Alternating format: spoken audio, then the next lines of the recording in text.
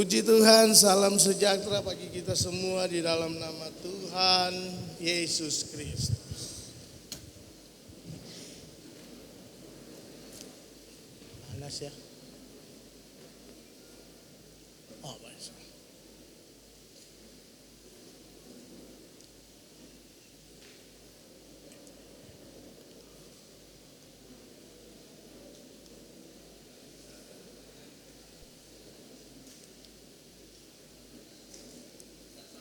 Nggak sampai ya? Ya udah. Haleluya. Berapa banyak yang ingin diberkati pagi ini? Lambaikan tangan. Belum semua. Masih ada yang belum makan ini. Kaget. Untung ini hati dengan jantung buatan Tuhan. Amin. Semua buatan Tuhan. Colek dulu kanan kiri, katakan Tuhan baik. Tos dulu, tos kanan kiri, tos dulu. Jangan-jangan udah ngantuk ini, habis sarapan. Ya. Haleluya, haleluya, haleluya. Yuk berikan kemuliaan sekali lagi yang meriah.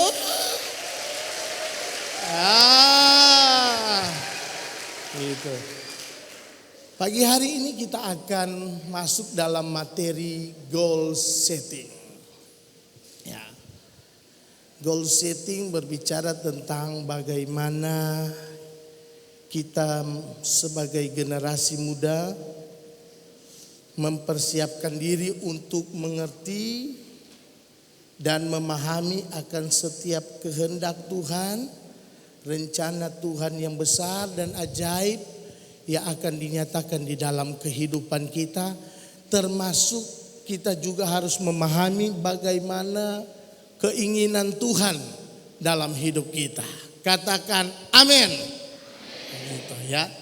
Jadi generasi muda hari-hari ini bukan saja kita harus berkompetisi di dalam kehidupan ini, tetapi kita juga harus bisa menjadi generasi muda yang bertumbuh pada segala level, gitu.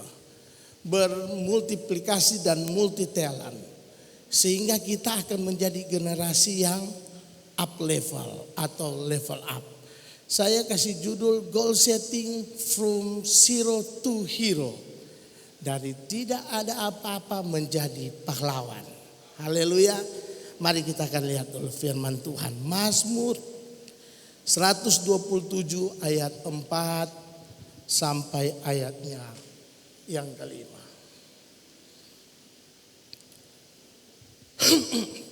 Seperti anak-anak panah di tangan pahlawan, demikianlah anak-anak pada masa muda. Berbahagialah orang yang telah membuat penuh tabung panahnya dengan semuanya itu. Ia tidak akan mendapat malu apabila ia berbicara dengan musuh-musuh di pintu gerbang. Ini adalah penulisan daripada Mazmur yang ditulis oleh raja yang sangat berhikmat. Ya, yaitu Raja Salomo.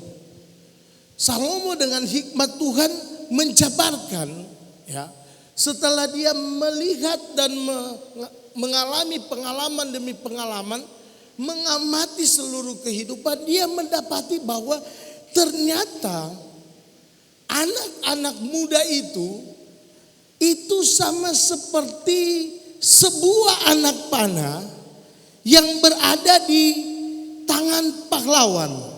Ya, gitu.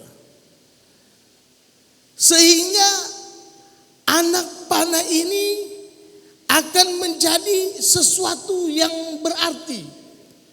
Akan menjadi sesuatu yang bisa diandalkan. Ya, gitu. Akan menjadi sesuatu yang bisa mengalahkan musuh-musuh. Nah, ada beberapa karakteristik anak panah. Next. Gitu. Yang pertama, memiliki mata panah yang runcing. Gitu. Ya. Yang pertama karakteristik daripada anak panah adalah setiap anak panah itu pasti memiliki mata panah yang runcing. Boleh tolong panitia ada tisu? Ada ini ya. Nah, gitu. Memiliki mata panah yang runcing. Yang kedua, karakteristik anak panah adalah mempunyai kemampuan ya untuk pertarungan ataupun pertempuran jarak dekat dan jarak jauh. Saya pernah ke Papua, lalu mereka mendemonstrasikan bagaimana, ada yang dari Papua? Nggak ada ya.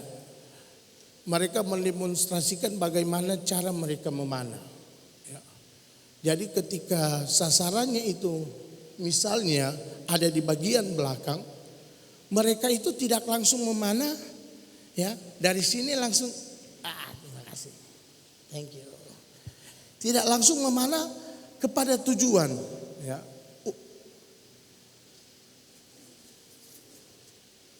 Sama seperti barangkali kita mengarahkan senjata yang lain.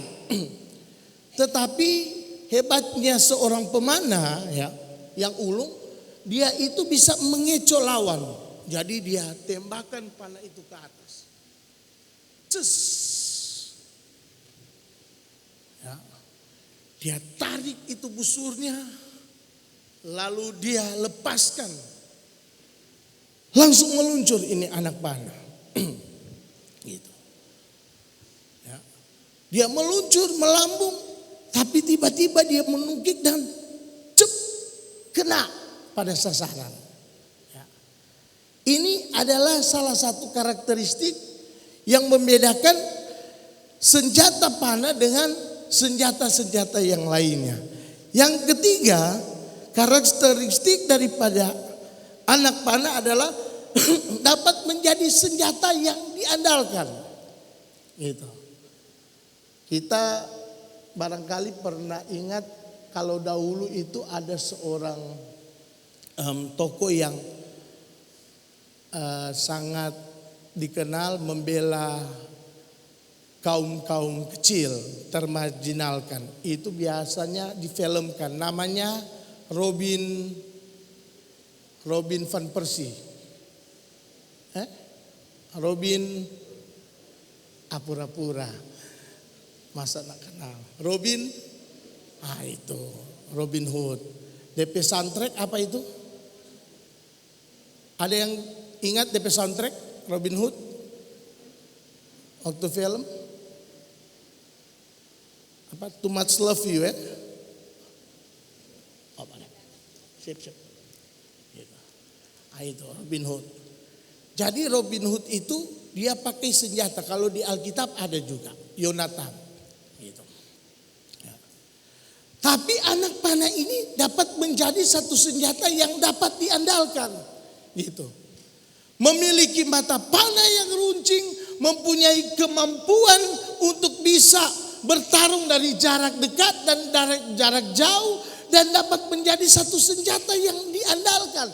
Dan menurut Salomo, seperti anak panah ini di tangan pahlawan, demikianlah juga anak-anak muda, youth, ya, younger, kita semua itu di tangan Tuhan.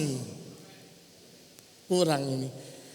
Seperti anak panah, demikianlah kita juga di tangan Tuhan. Katakan gitu. Seperti anak panah di tangan pahlawan, demikianlah juga para youth di tangan Tuhan. Katakan amin. Gitu. Ya.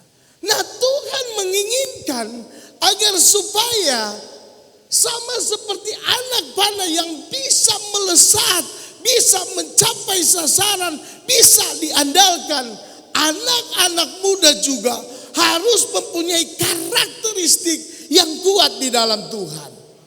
Gitu. Selanjutnya, gitu. Next. yang harus dilakukan menurut ayat ini? Yang pertama adalah yang harus dilakukan ternyata sederhana saja. Ya. Menurut Salomo yang harus dilakukan agar supaya bisa menjadi dan memahami apa yang menjadi goal settingnya Tuhan, kehendak Tuhan di dalam hidup kita, yaitu memenuhi tabung panah kita. Tujuannya apa? Agar supaya tidak mendapat malu. Agar supaya tidak dipermalukan. Agar supaya tidak dianggap remeh. Agar supaya tidak dikesampingkan. Waktu acara pembukaan kemarin itu sempat ada di dalam prolognya, ya, bagaimana generasi sekarang ini itu banyak yang menjadi generasi yang hopeless, ya, yang kehilangan harapan, yang berputus asa. Kenapa? Karena tidak bisa mengikuti persaingan dan kompetisi, ya. Sehingga akhirnya tersingkir dari setiap persaingan, ya. Diabaikan dari setiap pergaulan, ya. Dari setiap kompetisi yang terjadi di dalam kehidupan ini, ya, itu tidak akan dihiraukan dan mendapatkan, ya, satu tindakan yang diskriminatif. Tetapi kalau menurut Salomo, ini kita cepat-cepat aja dulu bagian ini, ya. Ketika kita memenuhkan tabung panah kita, ya, sebagai anak-anak muda, sebagai orang-orang muda, sebagai pemuda, engkau baik youth, engkau baik teens, engkau baik anak-anak hamba Tuhan. Ada berapa banyak, saya mau tanya dulu, yang anak hamba Tuhan? Cuma sedikit, ya. Yang lain angkat tangan. Jangan takut-takut jadi anak hamba Tuhan. Angkat tangan. Karena saya mewakili pelayanan anak hamba Tuhan. Angkat tangan banyak. 50. Itu angkat tangan. Gitu. Baik dia seorang anak hamba Tuhan, ternyata kita tidak akan mendapatkan malu apabila kita memenuhkan tabung panah kita dengan anak-anak panah kita. Ya. Di dalam New International Version, ya, kata malu ini ditulis dengan kata kufr. Gitu. Artinya gemetar, takut dan gentar. Ya. Ada yang suka tinju? Tinju itu yang begini, dong.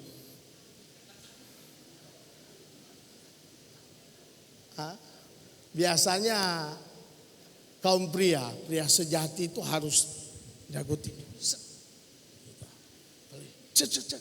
Asik. Gitu. Apalagi kalau badan-badan atletis sama seperti Kak David pada pagi hari ini. Katakan amin. Aduh, fitnah ngoni kalau begini. Ya, gitu. Sama seperti Kak David, ketua panitia. Wah, itu. Apalagi kalian turun atas sangat. Apa kamu? Dari mana kamu? Ya, dari kamu. Peserta yang datang. Aduh, ampun deh. Kalau begitu pulang aja. Tapi kalau seorang petinju, ya, itu harus mempunyai selain stamina dan lain-lain, mereka harus mempunyai mental yang kuat. Tidak bisa gentar. Makanya ketika sebelum ada pertandingan itu biasa ada sesi, ya, untuk pertemukan. Dan mereka itu akan bertemu begini. Wah, dia akan pandang umpan. Nggak ada seorang petinju yang akan, ya, ketika ketemu dengan lawannya dalam sesi timbang badan dan semuanya, lalu dia katakan, kamu deh, nggak ada, ya. cucuk deh kamu. Enggak. Tapi kalau seorang petinju dia itu akan begini. Ketika berhadapan mata dengan mata, semakin tajam, ya, sorot matanya itu semakin mempengaruhi kepercayaan dirinya dan memberikan tekanan kepada lawannya.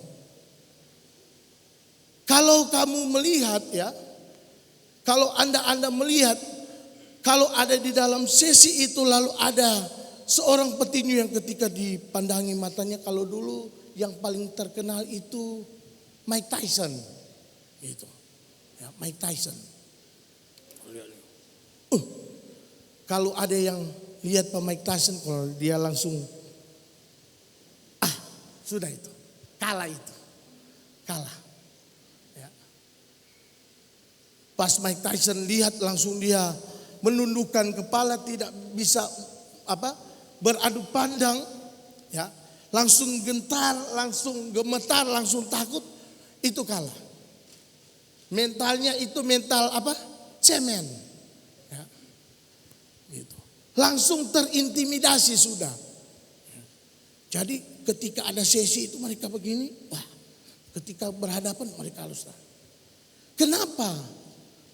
Karena ketakutan dan kegentaran, ya, bahkan kekhawatiran itu seringkali datang di dalam hidup kita. Itu datang di dalam hidup kita. Dan ini memang sudah menjadi satu sindrom yang terjadi pada manusia pada umumnya. Yang namanya takut, yang namanya khawatir itu manusiawi. Katakan amin. Ya. Tidak ada manusia yang tidak ada rasa takut. Itu. Bahkan ada seorang yang tinggi besar kalau melawan lawan-lawan, ya, itu dia sangat berani, tetapi menghadapi seekor kecoak dia takut. Gitu. Ada yang berani dengan kecoak? Ya, takut. Setidaknya kita rasa geli lah, ya, kita rasa jijik lah. Pasti masing-masing kita mempunyai rasa takut. Tetapi jangan sampai kita mendapatkan malu. Gitu. Ya. Quiver ini berbicara bagaimana seorang itu dipermalukan karena ketakutannya. Ya. Dia dipermalukan dan dibodohi karena kekhawatirannya. Dia menjadi gemetar, dia tidak bisa berkembang, dia tidak bisa bertumbuh, dia tidak bisa untuk mengeksploitasi apa yang menjadi keinginannya. Kenapa? Karena tabung panahnya itu tidak pernah diisi.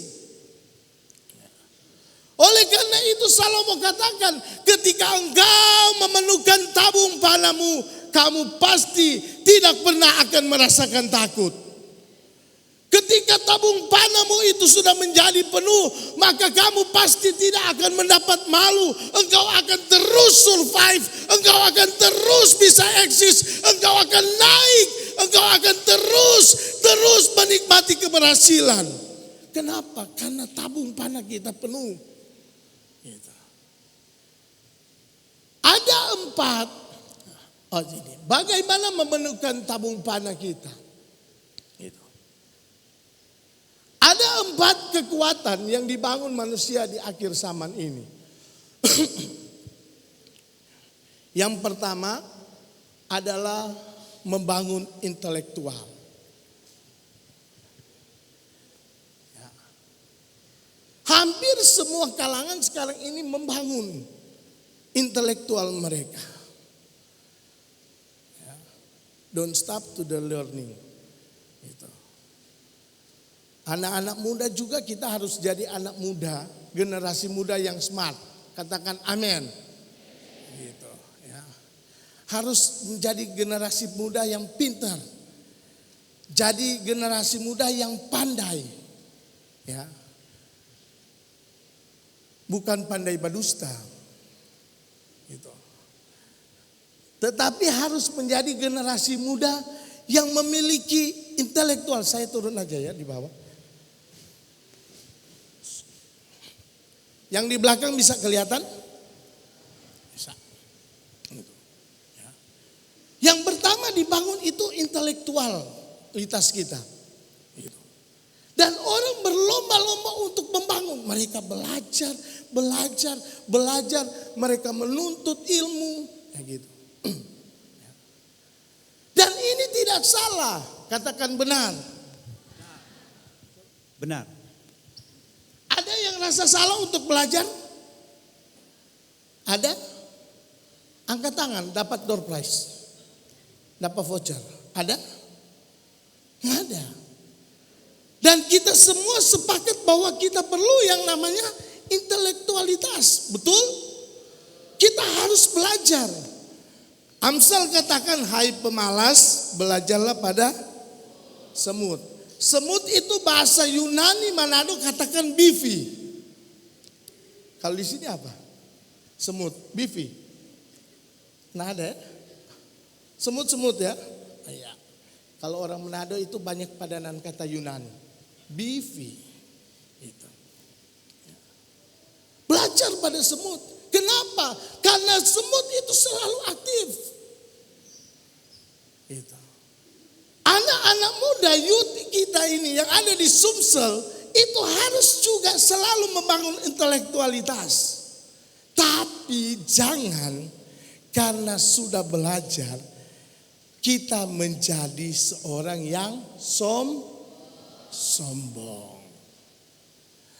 Karena seorang yang sombong itu, seorang yang tinggi hati itu menjadi musuhnya Tuhan, menjadi seterunya Tuhan. Kita harus belajar, kita harus menjadi pandai, kita harus menuntut banyak ilmu. Tetapi kita harus seperti sebuah padi, filosofi padi. Dia semakin berisi, dia semakin menunduk. Gitu. Jangan seperti jerami, sudah kosong, tinggi. Dan akhirnya nanti akan dipotong dan dibakar. Jadilah seperti padi. Tuntut ilmu bisa. Tapi hati-hati dengan kesombongan. Yang kedua, ini yang paling penting bagi anak-anak muda. Banyak daripada anak-anak muda itu hari-hari ini sementara membangun yang namanya status sosial. Itu. Ya. Hampir semua kita pasti memiliki yang namanya smartphone, iPhone. Nanti akan muncul lagi versi baru, Manggapon. Gitu. Ada yang tidak ada handphone? Ada? Jangan berdusta. Ada? Mana? Yang ada handphone? Ada yang handphone lebih dari satu? Hah?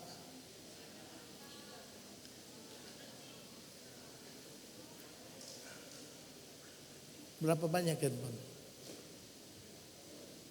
Satu nomor. Satu cowok, satu nomor.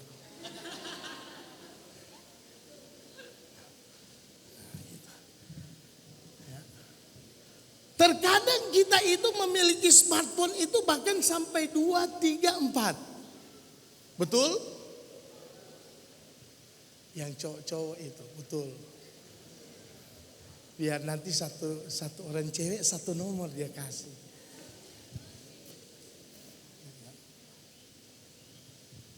Kenapa? Karena status sosial itu penting dan perlu. Waduh. Ya. Makasih ya. Status sosial itu dibangun. Dan orang-orang makin berlomba-lomba. Untuk menjadi beken, untuk menjadi tenar, untuk menjadi kesohor. Ya. Untuk dikenal, aktivitasnya dilihatin orang. Itu orang sementara membangun ini status sosial. Ya. Berapa followers bro? Ya, di mana? IG 5.000.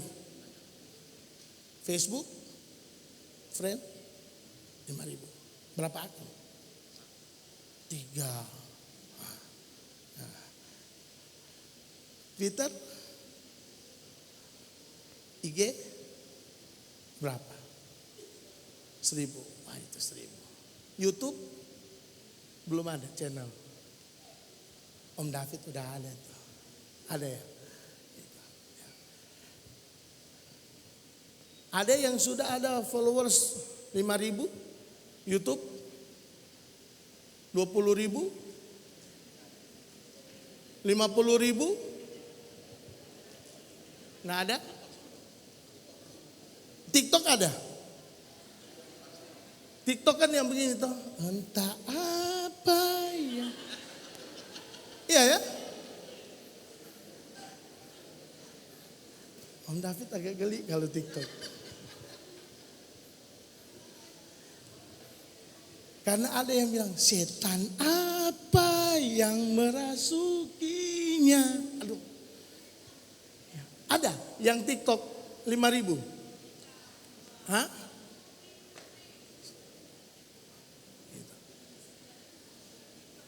Tapi rata-rata kita semua pasti memiliki yang namanya sosial media. Betul?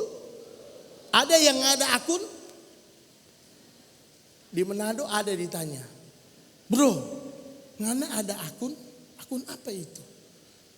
Akun apalah sosial media? Yang mana? Facebook, Instagram. Wah dia gini, aduh belum ada. Tapi cepat sekali dia berpikir, aduh anak Tuhan itu harus smart. Jadi dia langsung berpikir, ada sih. Yang lalu ada tapi kita sejual tapi akun. Gitu. Ya. Status sosial hari-hari ini sangat penting. Dan ini dibangun oleh banyak orang. Tapi jangan sampai status sosial ini membuat kita merendahkan orang lain. Dan jangan sampai status sosial membuat kita kehilangan status iman kita di hadapan Tuhan. Katakan amin. Yang ketiga, banyak orang membangun kekuatan finansial. Sekarang lagi top yang namanya apa? Cuan. Betul? Cuan itu apa? Bukan kok cuan ya, bukan ya. Bukan abang cuan, bukan. Cuan. Benefit. Keuntungan. Money. Gitu, ya. No time for love. Every time for money. Katakan amin. Masa? No time for love. Ya. Yang katakan amin akan jomblo terus menerus. Katakan amin. Mau jadi jomblo. Gitu. Ya.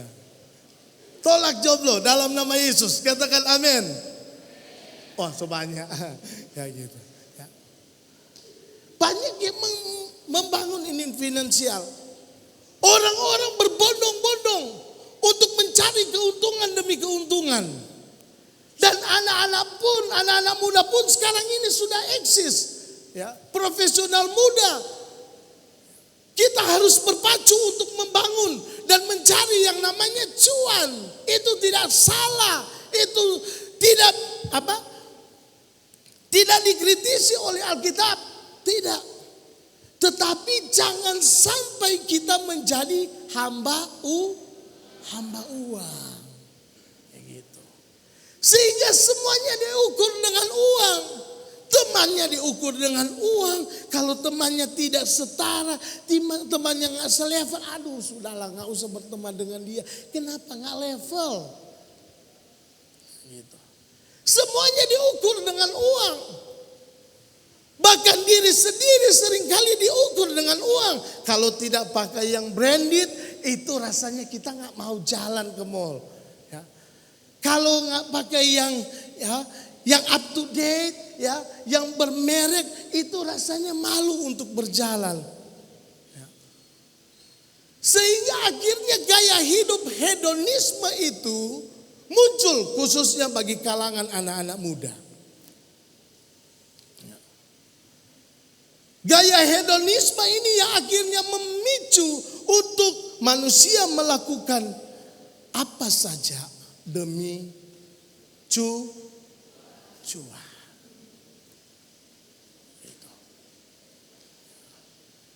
Memiliki uang itu penting. Tetapi jangan sampai kita menjadi hamba uang. Katakan amin. Itu. Jangan sampai menjadi hamba Tuhan. Yang keempat, ini yang terpenting, adalah membangun kekuatan spiritual. Katakan haleluya dulu. Yang di belakang haleluya. Yang keempat dan yang terpenting adalah membangun kekuatan spiritual.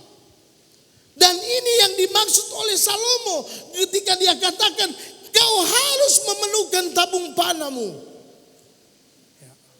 Banyak yang membangun kekuatan spiritual. Jangan salah, ketika banyak tawaran, banyak godaan. Hari-hari ini anak-anak muda juga sementara menikmati kemuliaan demi kemuliaan Tuhan. Di berbagai tempat sekarang ini terjadi kegerakan khususnya bagi anak-anak muda. Dan saya yakin, saya percaya, kegerakan spiritual untuk menikmati kemuliaan Tuhan akan juga melanda Sumatera Selatan pada saat ini. Mari berikan kemuliaan bagi Tuhan. Di Manado sekarang ada youth yang hadir 20.000 anak-anak muda. Di Sulawesi Tengah sekarang juga ada youth yang hadir 3.000 anak-anak muda. Di Kalimantan Tengah, di mana akan terjadi kegerakan demi kegerakan, bukan saja pada orang-orang tua, tetapi bagi kita anak-anak muda, kita harus sadar benar bahwa membangun spiritual, kekuatan spiritual itu sangat penting di dalam kehidupan kita. Very, very important. Katakan yes, 2, 3, yes.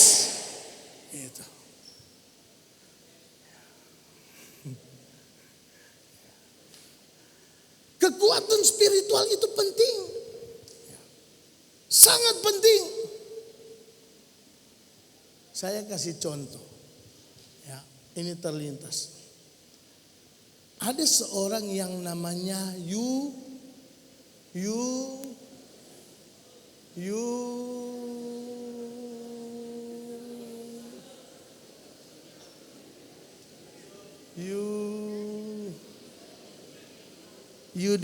and me, kita sama lah Tuhan ya. Namanya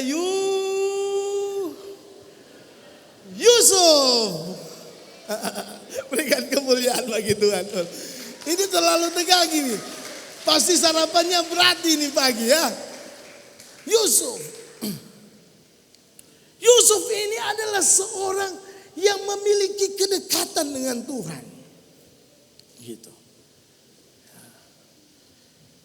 Yusuf selalu membangun intimasi dengan Tuhan. Nanti sebentar juga kita akan lihat. Dan Yusuf ini selalu disertai oleh Tuhan. Amin. Dia disertai oleh Tuhan. Dia mau dijual, Tuhan tetap menyertai Yusuf. Kakak-kakaknya membuli dia, kakak-kakaknya mendiskreditkan dia, bahkan kakak-kakaknya mau untuk membunuh dia. Yusuf tetap disertai oleh Tuhan. Ketika ada di rumah Potifar, sebagai seorang muda, rasanya pesimis melihat si Yusuf.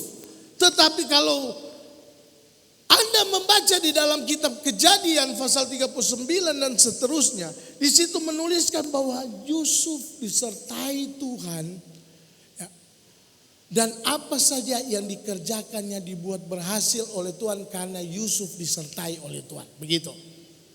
Ya. Yusuf disertai. Apa saja yang dikerjakan oleh tangan Yusuf itu pasti berhasil. Apa saja yang dipikirkan oleh Yusuf pasti itu berhasil. Ya. Apa saja yang sementara dirancang oleh Yusuf pasti itu berhasil. Sehingga pada waktu itu Potifar mempercayakan semua yang ada di dalam rumahnya itu, kekuasaannya itu dialihkan kepada Yusuf. Yusuf berhasil. Amin. Dia level up. Dia up level. Dia next level, naik terus. Apakah Yusuf tidak ada tantangan? Apakah Yusuf tidak ada ujian? Apakah Yusuf tidak ada godaan? Ada. Muncul yang namanya Potifar istri nama siapa ya? Ada yang tahu? Dapat voucher kantin 25.000. Nama istri Potifar. Ya, jangan searching. Jangan searching.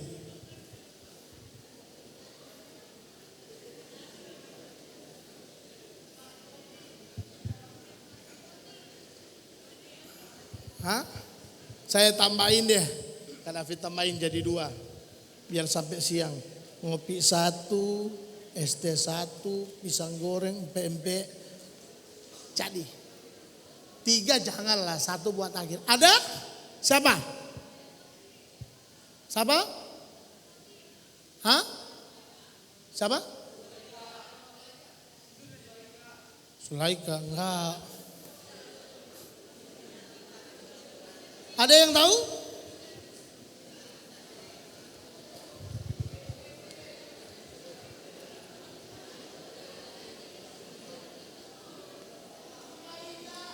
Siapa? Salah. Salah bro. Salah. Hah? Siapa? Tante Poti.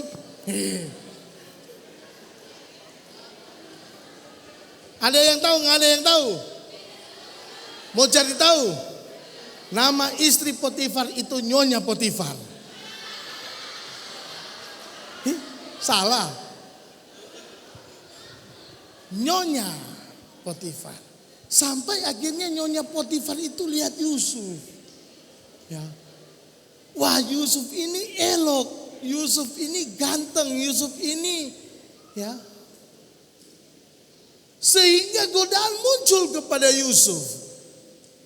Gitu. Godaan muncul kepada Yusuf. Dan waktu Nyonya Potifar tarik Yusuf, sup, maksudnya Yusuf, bukan sup ikan ya. Sup, ayo dong sup. Yusuf bilang, nggak mau lah tante, jangan Nyonya. Ya. Haleluya. Haleluya. Yang pria-pria dulu, haleluya. Jangan sampai, jangan Nyonya mau kemana tuh orang. Jangan Nyonya ikut dong. Jangan Nyonya, mana-mana aja Nyonya. Gitu. Tapi Yusuf tidak. Dia katakan tidak, jangan.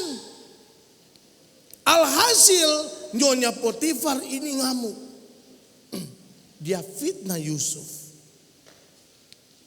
Itu. Apakah Yusuf komplain kepada Tuan Potifar? Tuan, Sebenarnya Tuhan, itu Nyonya Potifar yang panggil kita Tuhan. Kita ini gak salah Tuhan, gak ada salah. Cuman memang pada dasarnya kita ganteng Tuhan. Tuhan, iya toh? Ganteng. Coba ada sedotan? Ada yang mau sedotan? Pakai sedotan, lihat Om David dari belakang sana. Kelihatannya sama seperti Doraemon.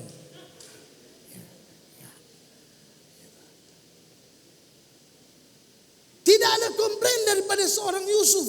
Sampai Yusuf akhirnya masuk ke dalam penjara. Tapi di penjara pun ternyata Yusuf membangun kekuatan spiritualnya. Sehingga akhirnya Yusuf disertai oleh Tuhan. Ya gitu. Disertai oleh Tuhan. Yusuf penuhkan tabung panahnya dengan mata-mata panah, dengan anak-anak panah. Dan di dalam penjara sekalipun Yusuf tidak mendapat malu. Katakan amin. Di dalam penjara sekalipun Yusuf tidak takut, Yusuf tidak gentar, Yusuf tidak gemetar. Karena Yusuf terus membangun kekuatan spiritualnya. Dia terus membangun intimasinya dengan Tuhan. Kedekatannya dengan Tuhan. Gitu. Sampai akhirnya pada waktu itu Firaun akhirnya bermimpi. Dan satu-satunya orang, singkat saja, satu-satunya orang yang bisa, ya, bukan mengartikan mimpi Firaun loh, tetapi yang bisa menjelaskan apa yang Firaun mimpi dan mengartikan maksud daripada mimpi Firaun itu hanya seorang Yusuf. Hanya seorang Yusuf.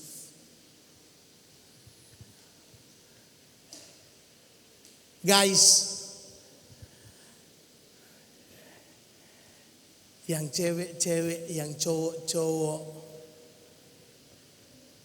kita semua yang pemuda remaja, ya, yang anak-anak hamba Tuhan, kita harus membangun kekuatan spiritual kita hari-hari ini. Katakan amin. Kita harus membangun kekuatan spiritual kita hari-hari ini. Karena ketika kita membangun kekuatan spiritual kita, kita sementara mengisi tabung panah kita dengan kuasa Tuhan. Haleluya. Kita harus bangun kekuatan spiritual kita. Bangun kekuatan spiritual kita. Engkau mau tempatkan dimanapun, kalau engkau memenuhi tabung panahmu dengan kuasa Tuhan, engkau tidak pernah akan mendapat malu. Engkau pasti tidak akan merasa takut.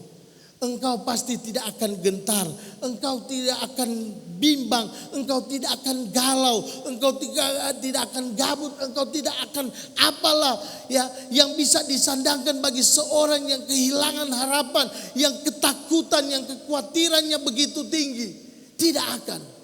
Engkau akan bisa melihat senantiasa rencana Tuhan yang begitu indah. Dia akan bawa engkau naik dan terus naik di dalam Tuhan. Mari miliki kekuatan spiritual itu. Miliki kekuatan spiritual itu. Belajar dari seorang Yusuf yang dia terus naik dan naik. Sampai di sini Kak David berikan 3 ruang pertanyaan. Kalau ada yang mau bertanya. Sebelum kita masuk pada slide terakhir. Dan kita akan tutup sesi ini. Ada yang mau bertanya? Tentang bagaimana kita menjadi generasi yang mengerti dan memahami kehendak Tuhan. Goal settingnya Tuhan itu terjadi dalam hidup kita. Ada? Nggak ada? Ada 3 voucher loh. Kalau tidak ada berarti ini keuntungannya Om David. Ada? Yang di sebelah sana ada yang mau tanya?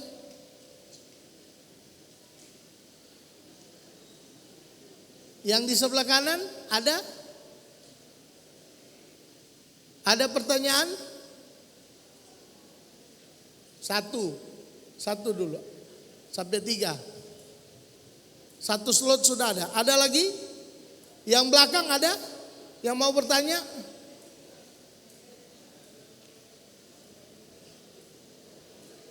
Om David hitung sampai 5. Kalau enggak berarti satu-satunya yang nanya.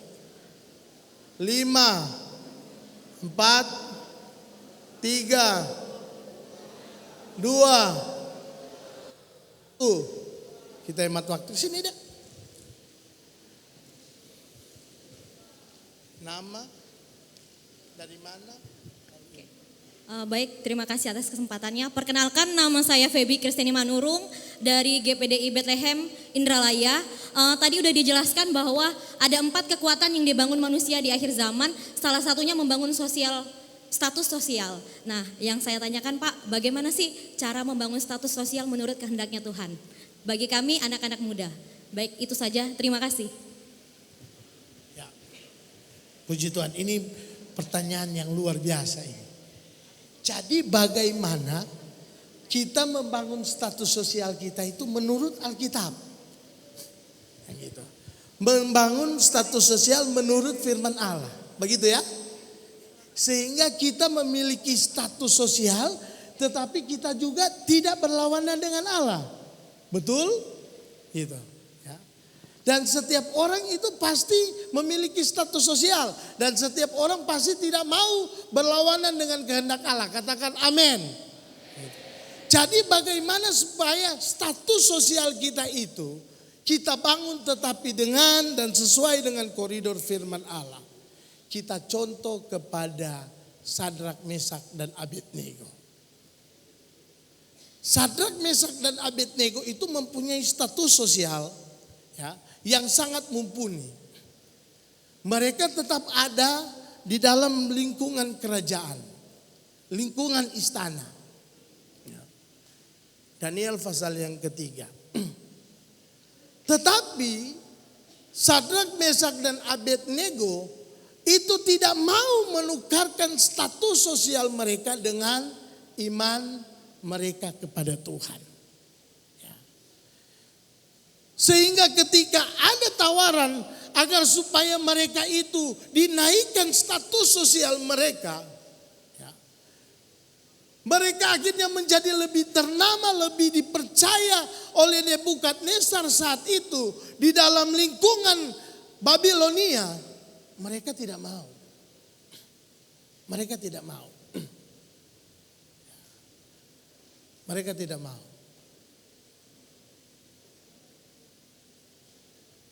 Akhirnya mereka memilih, mereka mempertahankan iman mereka kepada Tuhan. Finally, kita singkat saja, ya. Akhirnya Sadrak, Mesak dan Abednego itu dibela oleh Tuhan dan mengalami kemenangan dan kemuliaan dari Tuhan. Katakan amin. Ya, gitu ya. Gitu. Nah, apa pelajaran dari Sadrak, Mesak dan Abednego? Kita boleh ada dalam status sosial yang baik, yang dikenal oleh orang, ya. Tetapi sama seperti yang telah dijabarkan tadi, kita tetap harus mempertahankan iman kita di hadapan Tuhan. Ya. Status sosial bisa diisi dengan hal-hal yang menarik, bukan? Status sosial bisa diisi dengan hal-hal yang rohani, bukan? Jangan sampai status sosial kita bangun dengan mendiskreditkan orang lain. Jangan sampai kita memfitnah orang lain. Jangan sampai status sosial kita itu, ya, kita menyerang orang lain. Kalau sekarang seringkali bukan dijaga bibir mulut lidah kita, tetapi dijaga jari-jari kita. Jangan sampai ada, ya, perkataan-perkataan kotor. Bahkan sampai sekarang pornografi itu kan sudah masuk sampai di media-media sosial. Gitu. Banyak yang sudah menggunakan media sosial malahan untuk satu perbuatan-perbuatan tercela, satu perbuatan-perbuatan yang tidak menyenangkan hati Tuhan, bahkan melawan hukum dunia. Gitu. Ada banyak aplikasi sekarang yang ditawarkan. Dan itu benar-benar kalau kita masuk di dalamnya ngeri. Ya, ngeri. Gitu. Ngeri. Ada banyak link yang bisa diberikan secara cuma-cuma. Bahkan seringkali kita tidak tahu ya siapa dia, tiba-tiba ada saja WA yang nyasar untuk bisa membuat satu link, membuka satu link. Dan ketika kita klik link itu, waduh. Kalau kita buka 1-2 kali barangkali kita katakan, oh darah Yesus. Oh darah Tuhan. Kita barangkali tolak dalam nama Yesus.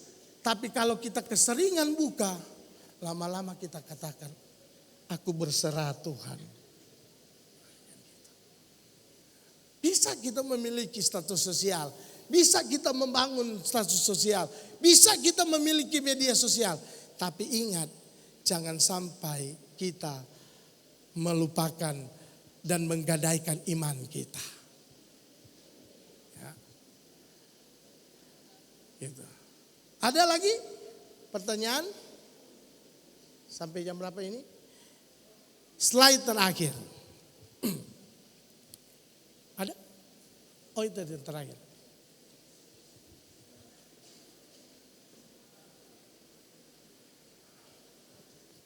Nah, kekuatan spiritual harus dimiliki oleh youth di akhir zaman. Caranya yang pertama, memiliki sikap hebat pada diri sendiri. Sama-sama katakan, memiliki sikap hebat pada diri sendiri. 2, 3. Pada diri sendiri. 1 Timotius 4 ayat yang ke-12, ini ayat yang sudah sering disampaikan. Tetapi rasanya harus terus didengungkan di dalam kehidupan anak-anak muda. Khususnya di zaman akhir sekarang ini. Ya. Firman Tuhan katakan 1 Timotius 4 ayat yang, ada yang sudah hafal? Ayat yang ke-12 firman Tuhan katakan seperti ini. Janganlah seorang pun menganggap engkau rendah karena engkau muda. Jadilah teladan bagi orang-orang percaya dalam perkataanmu, dalam tingkah lakumu, dalam kasihmu, dalam kesetiaanmu, dan dalam kesucianmu. Yang pertama kita harus merasakan hebat pada diri kita sendiri. Yang menentukan engkau untuk berhasil, yang menentukan engkau untuk level up, ya, yang menentukan engkau untuk sukses, yang menentukan engkau untuk bisa menikmati kemuliaan Tuhan, hanya 2. Yang pertama Tuhan, dan yang kedua diri engkau sendiri, diri kamu sendiri. Gitu. Orang tua barangkali hanya bisa mengarahkan. Dan ada banyak daripada kita yang barangkali katakan, aduh papa mama ini judes, papa mama ini terlalu banyak keinginan. Ada berapa banyak dari kita yang sering katakan, aduh papa mama ini terlalu menekan saya. Barangkali tidak percaya saya dan kita mulai bosan. Guys, mari kita kembali. Kita harus hebat pada diri kita sendiri. Katakan hebat pada diri kita sendiri. Ciri-ciri seorang pemimpin adalah mampu untuk memimpin diri sendiri.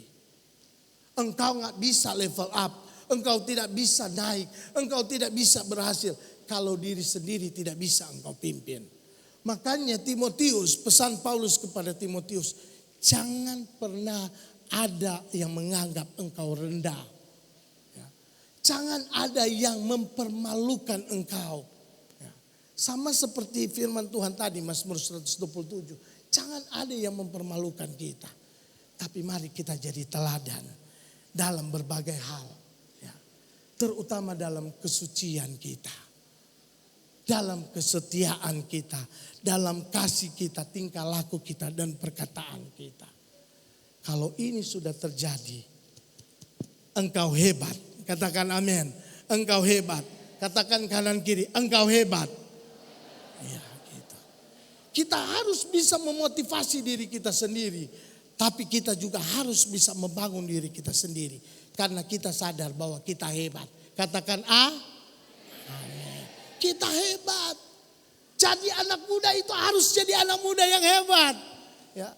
Jangan jadi anak muda ecek-ecek gampangan. Ya. Disentuh sedikit marah. Ya. Marah sama orang tua. Marah sama hamba Tuhan. Sama pendeta. Ya. Gitu. Marah sama siapa lagi? Nanti kalau sudah besar, lalu sudah dewasa, jangan-jangan nanti marah sama Tuhan. Aduh, gitu. Ya. Jangan. Kita harus bangun diri kita sendiri. Yang kedua, memiliki sikap hebat kepada sesama. Gitu. Apa yang kau tabur, itulah yang akan engkau tuai. Tidak mungkin tabur mangga lalu berbuah durian, nggak mungkin.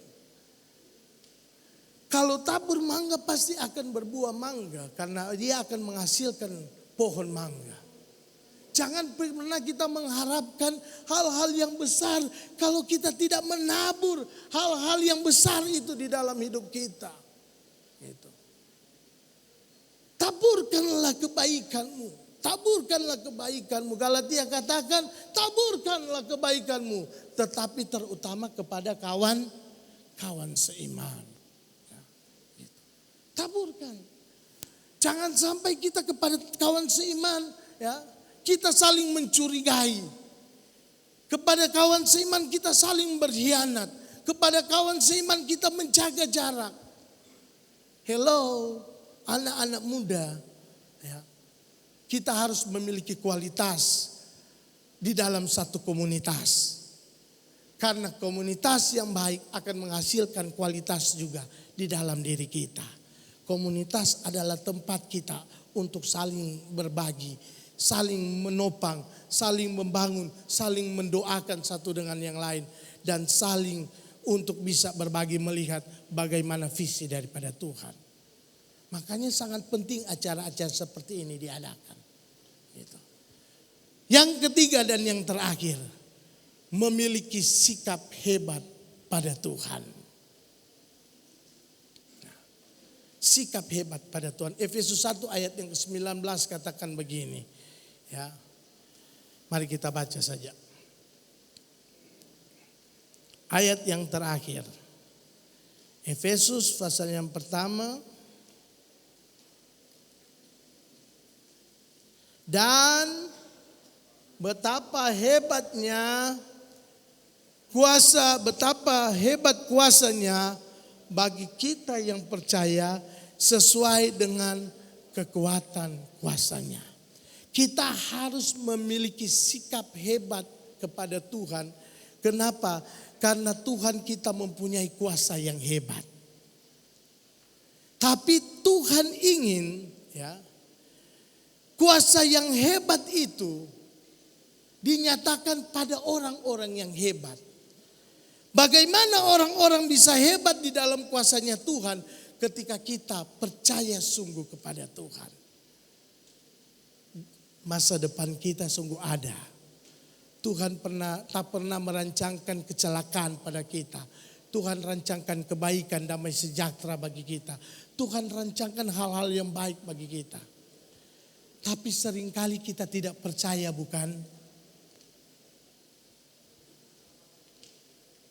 Seringkali ketika masalah, tantangan, seringkali karena kegagalan datang pada kita, membuat kita tidak bisa percaya akan hebatnya kuasa Tuhan yang terjadi bagi kita.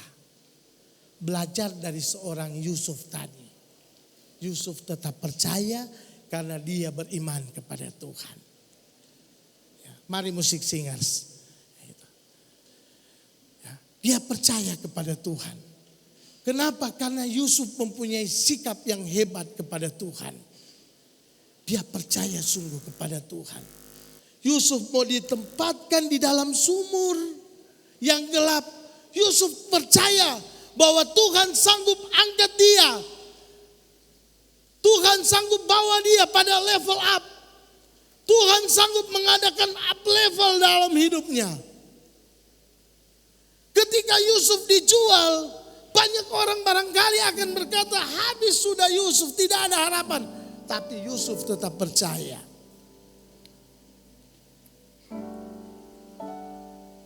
Dia tetap percaya.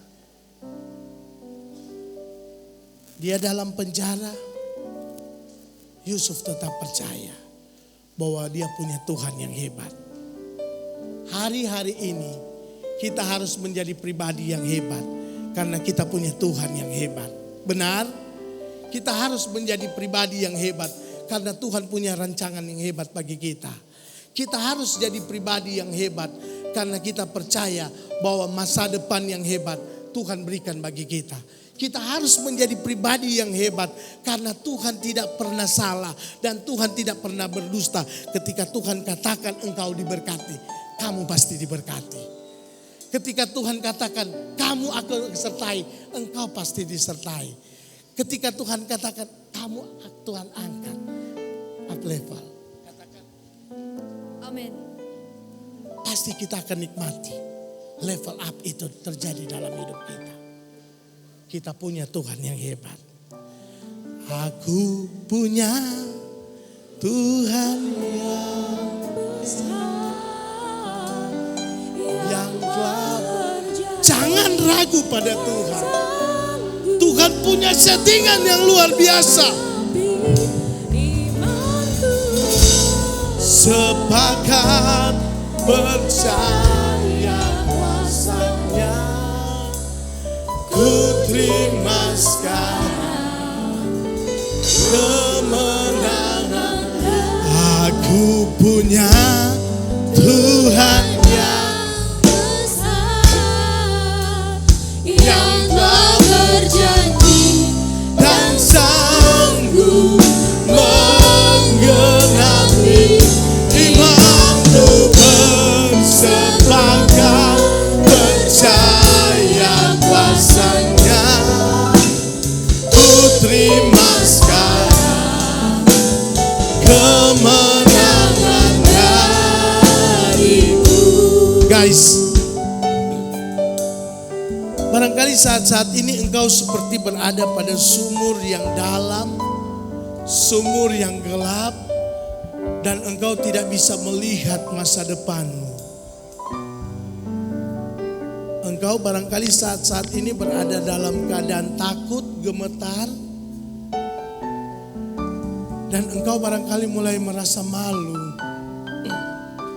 Bahkan barangkali ketika ada orang tua yang mengatakan kepada engkau bisa berhasil.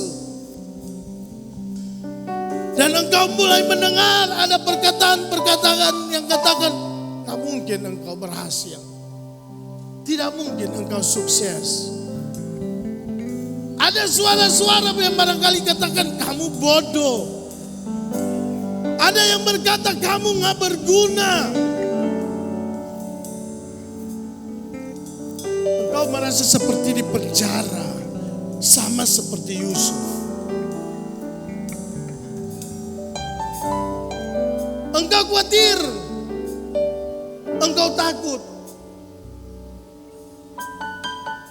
Tapi siang hari ini, pagi hari ini, mari kita penuhkan tabung panah kita. Di tangan Tuhan, engkau akan menjadi anak-anak panah yang akan mencapai sasaran. Katakan amin. Di tangan Tuhan, engkau akan menjadi senjata andalannya Tuhan. Di tangan Tuhan engkau berharga. Di tangan Tuhan engkau berarti. Di tangan Tuhan engkau akan diubahkan oleh Tuhan. Di tangan Tuhan engkau akan naik bukan turun. Engkau akan berhasil bukan dipermalukan. Di tangan Tuhan engkau adalah anak-anak panah yang berarti bagi Tuhan. Orang boleh katakan apa? Orang barangkali boleh bully engkau. Orang boleh hina kita. Tapi mari pagi hari ini kita katakan, aku hebat. Aku jadi pribadi yang hebat. Aku mau level up di dalam Tuhan. Amin. Pribadi yang kuat. Kamu harus berhasil. Mari berikan kemuliaan bagi Tuhan. Engkau pribadi yang berarti di hadapan Tuhan. Mari bangkit berdiri, yuk. Bangkit berdiri. Pribadi yang kuat adalah pribadi yang menjaga dan menjadi teladan. Pribadi yang kuat adalah pribadi yang bukan lemah. Jangan tinggal dalam keadaan yang weakness, yang lemah, yang mudah dipermainkan, yang mudah diintimidasi. Ketika ada orang katakan kamu bodoh, kamu lemah, kamu gak akan berhasil. Katakan tidak, aku kuat, aku punya Tuhan yang hebat. Ketika ada orang katakan kamu gak bakalan berhasil, kamu gak bakalan sukses, kamu tidak mungkin, dan tidak mungkin. Katakan, aku punya Tuhan yang besar, aku punya Tuhan yang mampu, aku punya Tuhan yang sanggup. Haleluya. Kita disetting Tuhan mulai pagi ini untuk menikmati berkat Tuhan. Sama-sama katakan, aku punya Tuhan yang besar. Inilah waktumu dengan Tuhan. Yang telah berjanji Bangun imanmu, bangun imanmu. menggenapi imanku bersepakat percaya kuasanya. Ku terima sekarang kemenangan. Yang pria, yang wanita dalam penyembahan.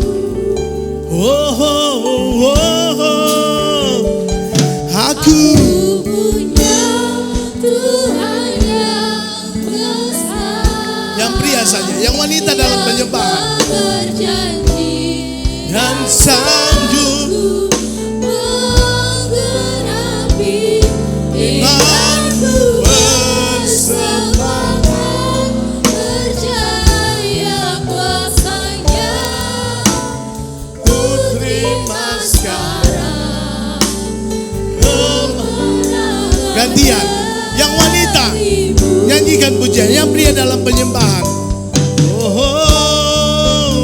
Yes Tuhan, ku punya. Tuhan yang besar. Mantapkan. Yang Engkau hebat guys, engkau hebat. Engkau anak muda yang berhasil. Engkau anak muda yang berkenan kepada Tuhan. Engkau hebat. Engkau harus mengasihi Tuhan. Engkau harus cinta Tuhan. Engkau harus melayani Tuhan. Sama-sama kita katakan, kita punya Tuhan yang powerful, yang hebat. Aku punya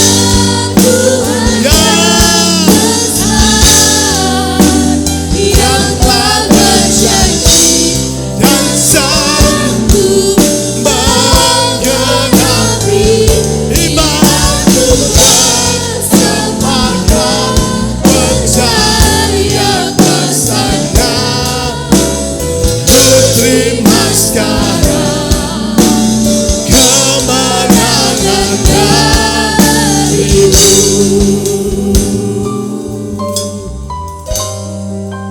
Yusuf mengajarkan kita, ternyata sumur yang dalam dan gelap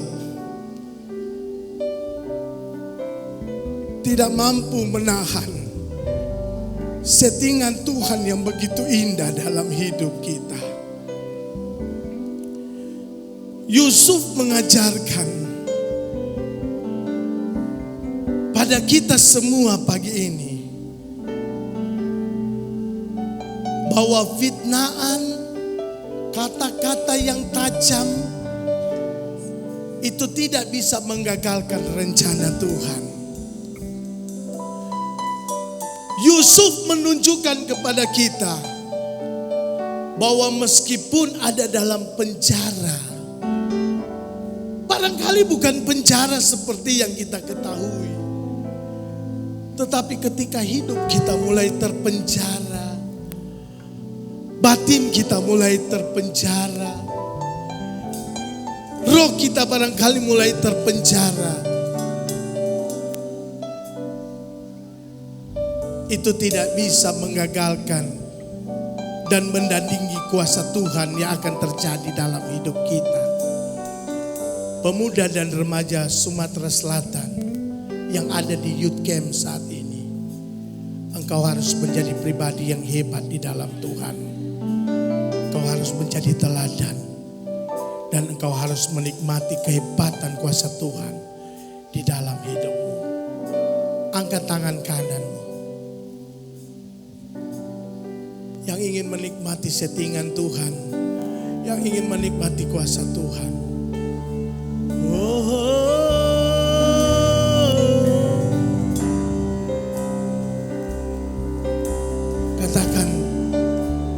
Katakan kepada Tuhan, aku pribadi yang hebat Tuhan. Barangkali ada perkataan-perkataan orang tua yang mengintimidasi engkau. Lepaskan pengampunan pagi hari ini dan terima kuasa Tuhan dalam hidupmu. Katakan, aku hebat karena aku mengasihi Tuhan. Sama-sama katakan saat ini, aku hebat. Katakan, aku hebat. Ya, katakan, aku hebat. Tidak seperti yang orang katakan aku bodoh, aku hebat. Tidak seperti yang barangkali papa mama yang pernah katakan aku tidak berguna, aku malas, aku apa. Katakan, aku hebat. Guys, engkau hebat. Kalau ada orang katakan gak mungkin engkau berhasil, saya katakan pada saat ini firman Tuhan katakan dalam nama Yesus engkau pasti berhasil. Orang katakan engkau sukar untuk berkembang, engkau sukar untuk jadi pandai, engkau sukar untuk nikmati, engkau sukar untuk mengerti, engkau sukar. Saya katakan dengan iman dalam nama Yesus, engkau adalah generasi yang dipilih Tuhan untuk diberkati Tuhan. Berikan kemuliaan bagi Tuhan. Wow. Ya, kita sembah Tuhan. 5 menit kita sembah Tuhan. Haleluya. Ya, katakan, bangun dirimu sendiri. Haleluya. Haleluya. Haleluya. Engkau hebat. Engkau pemuda dan remaja yang diberkati Tuhan. Engkau anak-anak Tuhan yang dipilih oleh Tuhan untuk menikmati setiap janji Tuhan. Haleluya. Engkau hebat. Engkau luar biasa. Haleluya. Haleluya.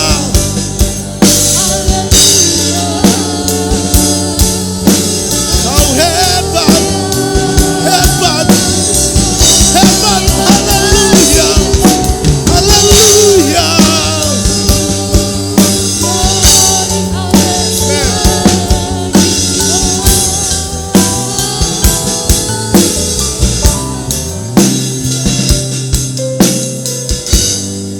Haleluya.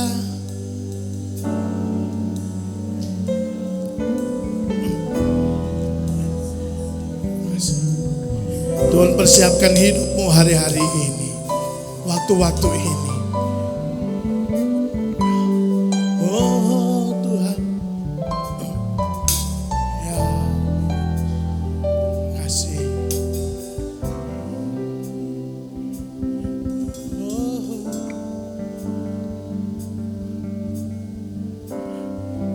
Haleluya. Kebaikan-Mu Tuhan berkati hidupku. Kebaikan-Mu Tuhan berkati langkahku. Aku berserah datang menyembah, hidupku bagimu. Kebaikan-Mu Tuhan berkati, kebaikan-Mu Tuhan, kebaikan-Mu Tuhan. Katakan, berkati kami, kebaikan Tuhan.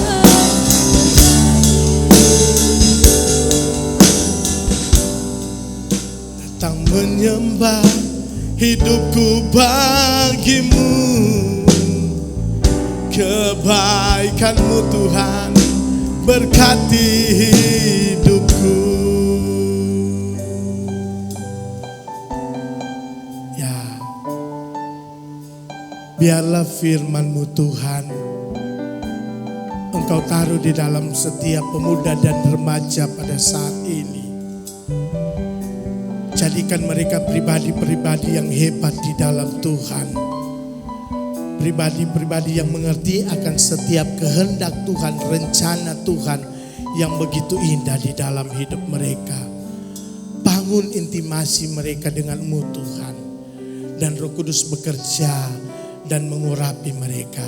Supaya mereka makin lama makin kuat di dalam Tuhan. Mereka akan menikmati bagaimana kuasa Tuhan bekerja.